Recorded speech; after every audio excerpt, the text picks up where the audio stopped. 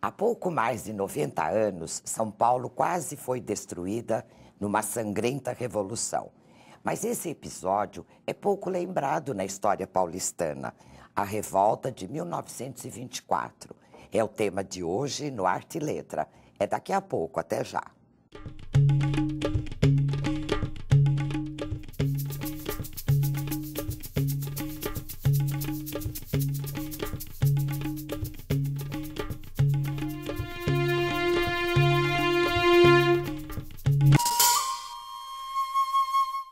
Olá!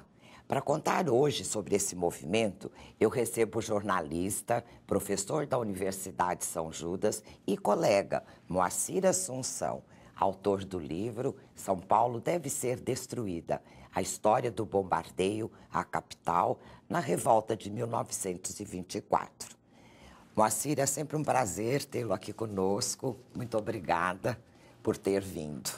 Eu que agradeço, Maria José. Para mim também é sempre um prazer estar aqui, conversar com os colegas e ainda mais discutir um tema como esse, como você lembrou, muito pouco conhecido. Muito pouco conhecido. Aprendi bastante com o seu livro, com certeza. Fico feliz.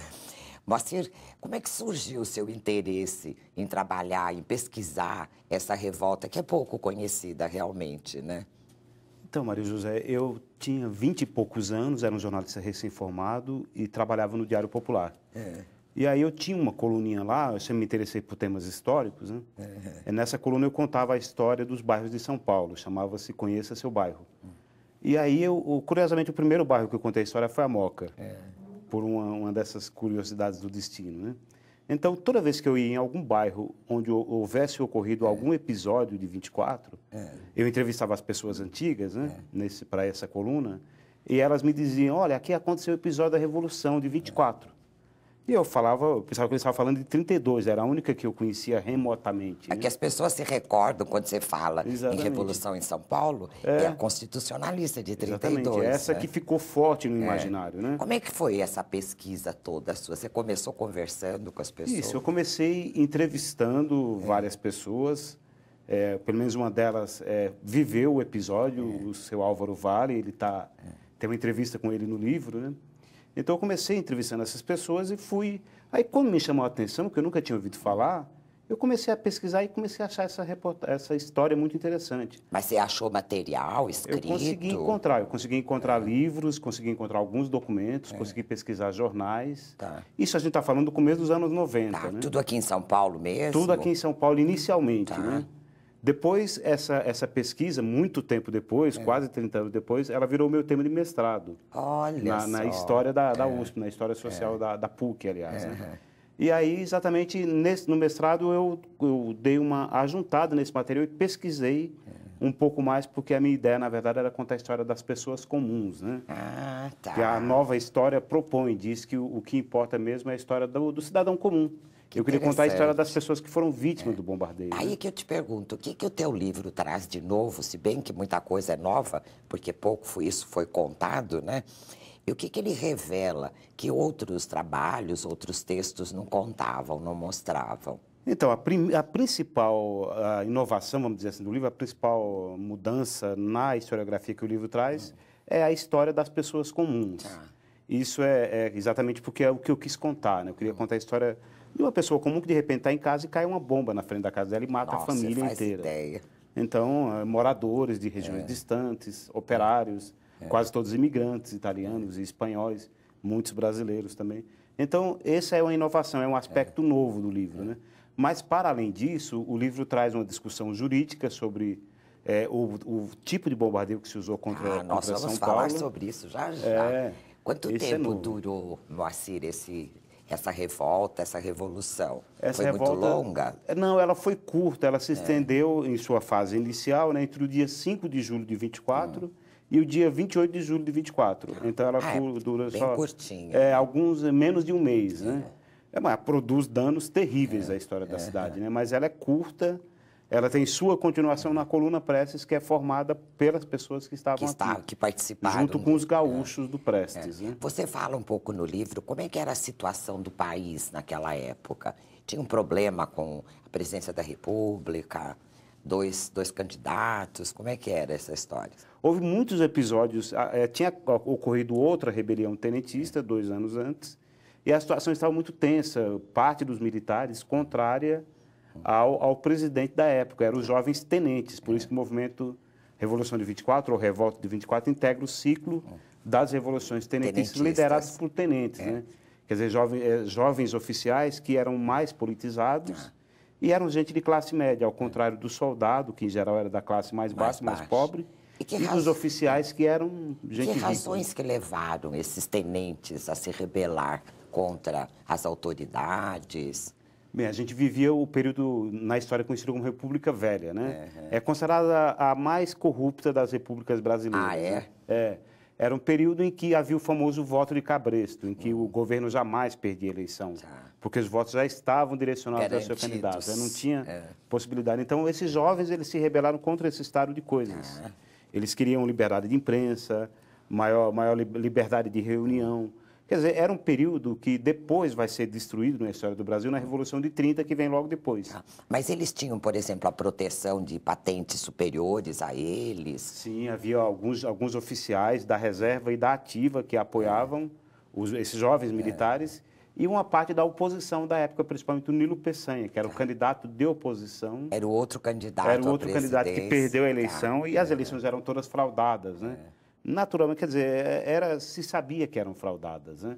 Era uma coisa patente na história brasileira. Então, os tenentes se rebelam contra esse estado de coisas. Entre eles vai surgir o Prestes, que era capitão na época e que vai se tornar um personagem muito importante da história brasileira. E que carrega muitos desses revoltosos para a coluna deles. Sim, depois. Exatamente. Eles participaram da coluna, junto com... Saíram um grupo daqui de São Paulo, outro grupo do Sul, se encontrarão lá em Foz do Iguaçu, no Paraná, e aí uma parte imigra, uma parte se autoexila para Argentina e Paraguai, e Bolívia, e outra parte fica e promove essa marcha militar que dura mais 2 anos, né? Que é uma coisa bastante... Foi um período longo, né? Porque começou em 22 com a primeira Revolução Tenentista, depois 24, logo em seguida, e depois em 30. Em 30, eles estão presentes em todos esses momentos, né? Depois alguns dos tenentes perpetuarão sua história dentro da história política brasileira, né? Estarão presentes em todos os grandes acontecimentos depois da década de 20, né? Eram bem ativos, bem participantes, né? Exatamente. Quando nós falamos, né, que a São Paulo foi atacado, mas não foram todos os bairros de São Paulo, não é?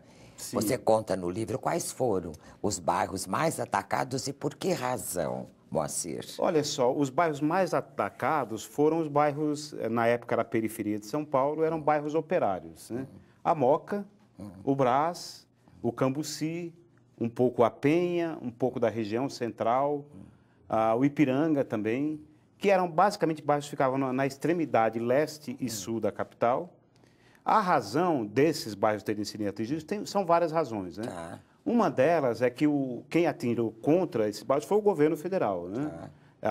O que acontecia? São Paulo não tinha prédios na época, o primeiro prédio de São Paulo, que é o Sampaio Moreira, vai surgir no fim dos anos 20, e a cidade era baixa, era uma cidade que tinha basicamente algumas igrejas mais altas e... o restante eram só casas, sobrados. Basicamente, casas pequenas e as indústrias que já havia em grande parte. E esses bairros que você cita, normalmente eram bairros operários, não é? Operários, onde as indústrias estavam estabelecidas. Exatamente. O governo fixa inicialmente seus canhões ali na região da Penha, que é a região alta. Em uma cidade sem prédios, o canhão tinha alcance de 11 quilômetros, tranquilamente ele atingiria o centro da cidade. Nossa. Então eles atiravam, uma das razões que eles atiraram aqui nessas regiões industriais era que eles não queriam que os rebeldes usassem o poder industrial de São Paulo para se perpetuar no domínio. Os rebeldes estavam dominando a cidade, né? Uma outra razão que eu aponto, claro, não tenho nada que afirme isso textualmente, mas dentro da determinada conjuntura, é que aqui havia um grupo anarquista muito forte, aqui o Brás. Eles tinham, assim, a proteção não digo, mas a população era favorável a esses revoltosos ou não? Não, uma pequena parte da população, seus estratos mais esclarecidos. Basicamente, os anarquistas ofereceram apoio, né? E pouca gente mais... E aí tinha o grupo, aqui em São Paulo, tinha o grupo da Força Pública, que é a atual Polícia Militar, que era um pequeno exército regional. E parte desses militares da Força Pública apoiaram os tenentes do Exército e ficaram ao lado deles, né? Mas havia, assim, a população quase não sabia o que estava acontecendo, na verdade. Quer dizer, eles ouviam estourar as bombas, o tiroteio todo, e sem saber, na realidade, o que é que se passava. Houve muitos mortos, muitos feridos. Sim, teve um número, o número oficial fala em 503 mortos, né? E quase 5 mil feridos, 4.846. Nossa, como é que a cidade se organizou para dar conta de todos esses mortos, esses feridos? Você fala alguma coisa no livro, até situações que a gente acha até escandalosas, vamos dizer assim, que os corpos ficavam pela rua? Sim, houve casos. Aqui na Moca mesmo há relatos de lugares, praças que as pessoas enterravam seus mortos, porque era impossível levá-los até o cemitério, né? Então enterravam por aqui mesmo, outros em quintais de casa. Partes desses corpos foram recuperados depois da revolta e levados, transladados para cemitérios. Os principais eram o Consolação e o Araçá, que acho que eram os únicos que acho que existiam.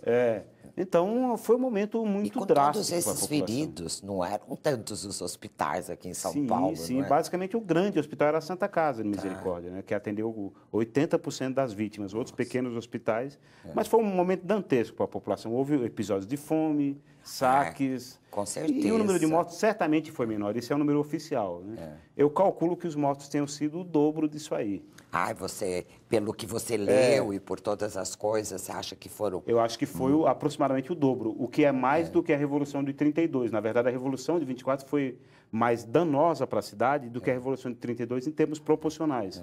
Porque 32 durou 3 meses e 24 durou menos de um mês. E a cidade ficou praticamente quase destruída, né? Foram 2.000 prédios destruídos na cidade, que eram basicamente prédios de uso civil, casas, escolas, fábricas e pouquíssimos edifícios militares de fato. Isso que é estranho, né? Se era uma revolta, por que eles atingiram mais a população civil do que os locais militares, nos quartéis? Exatamente. Essa é uma discussão que eu faço no livro também, porque o tipo de bombardeio utilizado, Maria José, foi um tipo de bombardeio que é condenado pelo direito internacional, o bombardeio terrificante.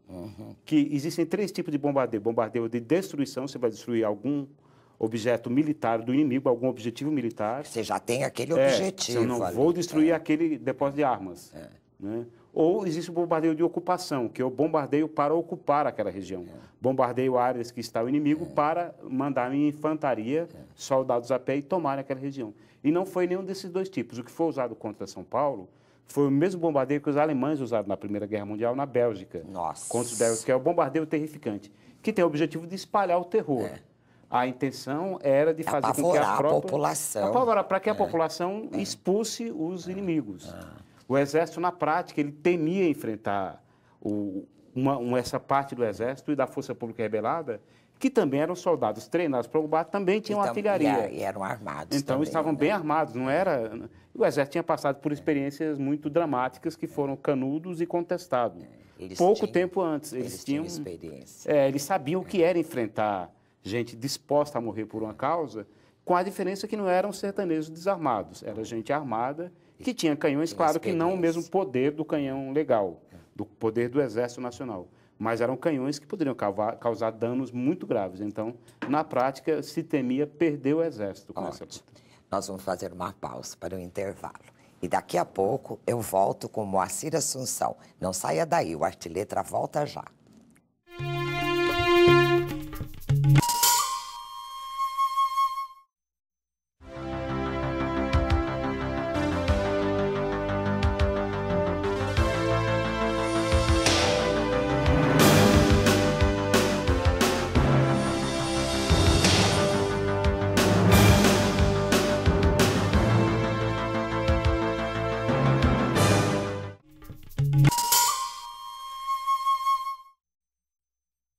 O Artiletra está de volta e hoje eu recebo Moacir Assunção, autor do livro São Paulo Deve Ser Destruída, a história do bombardeio à capital na revolta de 1924. Moacir, como nós estávamos falando, qual era a população estimada nessa época para a capital de São Paulo? Não tinha muita gente. Não, já era uma cidade grande, importante, né? Uma cidade industrial, com indústria instalada. A gente já tinha, o dinheiro do café já tinha produzido a industrialização, né? A gente tinha em torno de 700 mil habitantes nessa época. Nossa, É.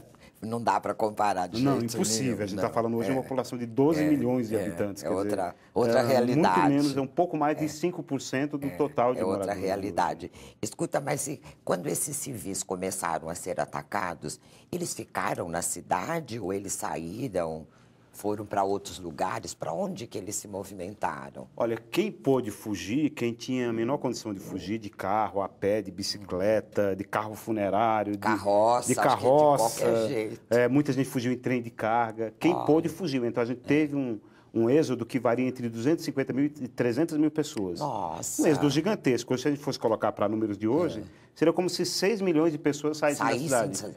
Que nunca aconteceu, nem nos feriados, não acontece, não são E para tantas onde esse pessoas. povo foi? Eles foram, um grande contingente foi para Campinas, aproximadamente 50 mil paulistanos foram para Campinas, uma outra parte foi para Bauru, uma outra parte para o sul de Minas, muitos para Guarulhos, alguns foram para regiões distantes da própria cidade, foram para a cidade de Santo Amaro, que era uma cidade na época, não era um bairro, né? Elas se dispersaram em o que a gente chama de Grande São Paulo. Alguns foram para a região de Mogi das Cruzes, Jacareí, São José dos Campos. Então, essa população... Largaram todas as suas coisas Sim, aqui, porque acho quem que não... conseguiu fugir, quem ficou na cidade, ficou escondido nos porões. Era o único jeito de sobreviver. E os que puderam, escaparam, né? Quem ficou, enfrentou uma situação muito difícil. E naquela época as casas tinham porões, né? Sim, sim, as casas tinham porões. E esses eram os únicos lugares onde as pessoas se sentiam mais ou menos a salvo. Seguras. Porque aí vinha o bombardeio por avião, bombardeio por tanque de guerra, bombardeio por poderosos canhões de última geração, como você lembrou.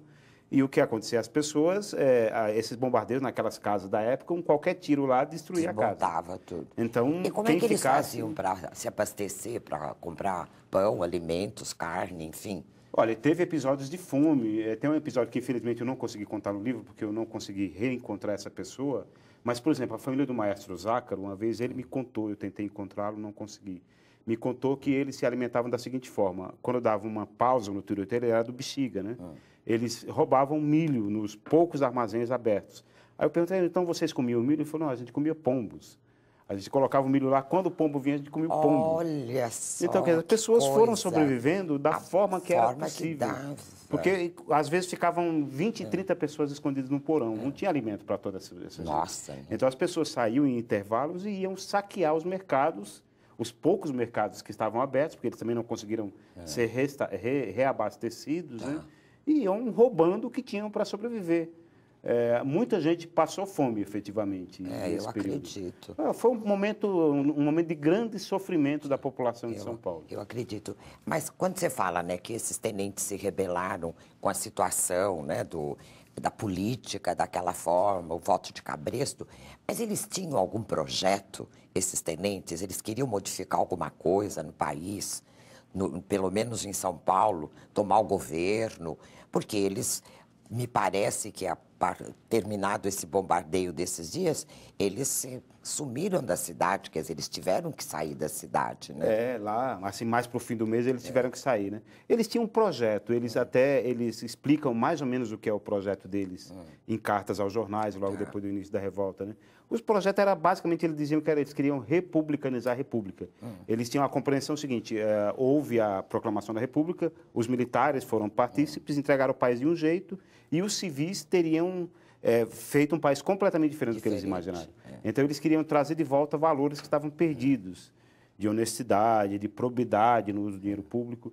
Eles tinham um projeto ainda um pouco ingênuo, não muito bem maturado. Isso que né? me pareceu. Muito Então, idealista. Muito idealista, não sei, muito pé no chão, né? E eram poucos em relação às tropas legalistas. Sim. Eles eram um número bem menor, não é? Eles eram líderes, né? Eles exerciam uma forte liderança. O principal tenente se chamava Joaquim Távora, era considerado um homem muito inteligente, morreu em São Paulo no episódio da Revolta de 24. O irmão dele era o Juarez Távora, muito conhecido personagem. Aliás, eu estudei no colégio Juarez Távora. Juarez Távora. Você conta no livro. Eu conto, tem algumas coincidências que me ligam. Eu aprendi vários nomes, que nós temos ruas de São Paulo, que são nomes de pessoas que participaram dessa revolução. É verdade, de fato, quer dizer, essas coisas, essa revolta deixa uma marca muito forte, mas acaba sendo esquecida depois dessa história, um pouco tempo depois. Uma coisa que me chamou a atenção também era pouco equilíbrio entre o armamento que os legalistas tinham e o armamento que eles, os revoltosos, tinham à disposição. Os legalistas tinham até um tanque de produção francesa, né, de fabricação francesa, que atingia vários quilômetros de distância.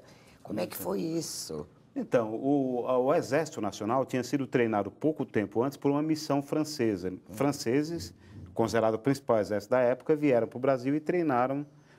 O Coronel Neri esteve aqui e treinou o Exército Brasileiro. A Força Pública de São Paulo também tinha passado, alguns anos antes, por esse treinamento da missão francesa, né?